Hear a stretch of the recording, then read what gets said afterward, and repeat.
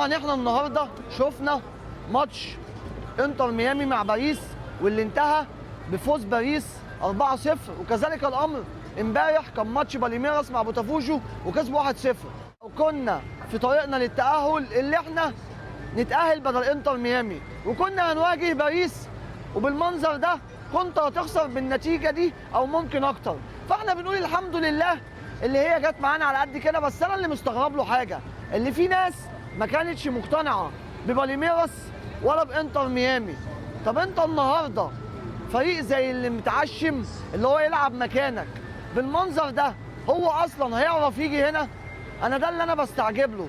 ومع ذلك الاهلي شرفنا، اللي هو على الرغم من اللي هو خرج بايا كانت النتيجه او النقط زيه زي معظم الفرق اللي خرجت، والوحيد اللي صعد الهلال، الا اللي احنا بنفتخر بالاهلي وبنتشرف بيه وهنفضل نفتخر بيه.